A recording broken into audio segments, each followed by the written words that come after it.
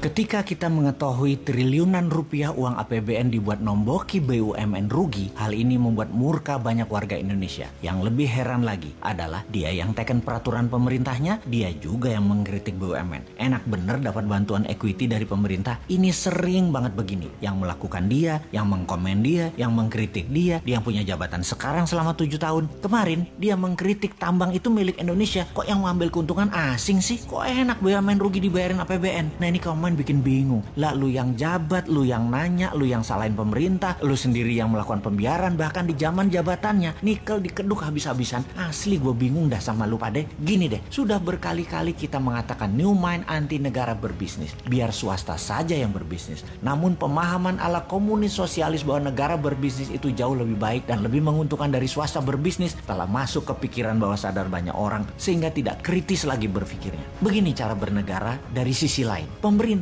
adalah regulator. Ngerti? Regulator. Wasit pelaksana aturan dan pembuat aturan yang memudahkan anak bangsa berkarya. Berkarya secara maksimum. Mengurangi atau menahan asing berkuasa. Mendistribusikan kekayaan kepada rakyat. Membuat rakyat sehat, sejahtera, dan berpendidikan. Serta memberikan peluang yang sama pada setiap anak bangsa. Negara memajaki jasa mereka yang telah negara permudah berusaha tadi sehingga mendapatkan keuntungan yang banyak. Di sisi positif lainnya, pengusaha bisa membuka lapangan pekerjaan. Ingat, lapangan pekerjaan itu yang membuka swasta, bukan pemerintah. Ingat ya, bukan negara yang membuka lapangan kerja, tapi aturan dan kebijakan pemerintah yang bijaklah yang membuat lapangan kerja tadi lebih banyak. Negara jadi kaya bukan karena negara berbisnis, tapi rakyat dibuatkan peluang yang fair, yang sama, sehingga yang pinter, yang rajin, yang hemat, yang santun, yang sukses. Bukan yang jabat, yang korupsi, yang memanfaatkan jabatan, yang kaya. Atau bukan pengusaha yang main dengan pejabatnya yang nambah kaya karena merubah peraturan. Sama, politikus adalah pengawal pemerintah, membuat undang-undang yang melincahkan pemerintah untuk membantu rakyat. Yang terakhir, fungsi kontrol serta administrasi pemerintah saat ini acak kadut. Sudah 7 presiden tidak rapih, lemah, dan banyak bolongnya. Ditambah PNS yang one prestasi, yang tidak taat, yang nakal, tidak bisa dipecat. Itu aja urusan pemerintah dan politikusnya. Jangan berbisnis. Bisnis dan usaha itu ranah swasta, ranah rakyat yang tidak memiliki jabatan. Jadi kembali ke BUMN, bahwa jika apple to apple membandingkan bisnis pasar bebas, BUMN sudah keok sejak dulu. BUMN itu dilindungi peraturan dan diberikan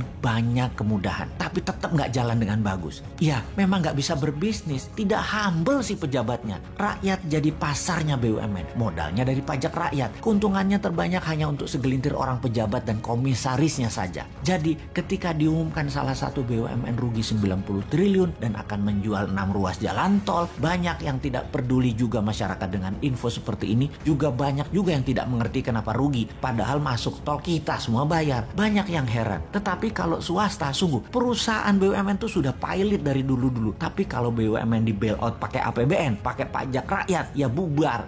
Rakyatnya tetap masih percaya loh BUMN itu penting. Kok bisa ya? Dikira kalau swasta kaya negara miskin gitu ya? Padahal sebaliknya, kalau swasta kaya negara menjadi sangat kaya. Tiongkok itu kaya swastanya di luar negeri untuk mencaplok ekonomi negara lain, baru pakai BUMN Tiongkok. Jadi BUMN Tiongkok tuh pahlawan devisa. Swasta Tiongkok main di dalam negeri dan yang bermain di luar negeri itu BUMN. Kita lanjut. Ketika flag carrier airline kebanggaan nasional Garuda Indonesia sebelum COVID saja sudah keok, ditambah PPKM sekarang dengan macam-macam aturan membuat traveler berkurang hingga lebih 50%. Sekarang kemungkinan gagal restrukturisasi semakin besar. Nama kebanggaan Garuda akan jadi pelita air melindungi diri dari tuntutan investor, di mana sebentar lagi APBN juga yang akan bayarin. Pastinya saat ini banyak lagi daftar BUMN yang merugi dan memiliki hutang yang menumpuk sangat besar. Bahkan aset jaminannya kalau diambil lender atau diambil investor, maka aset tersebut pasti jadi milik asing. Kembali mengingatkan di zaman jual BUMN dan perusahaan murah di tahun 2000-an, efek resesi ekonomi tahun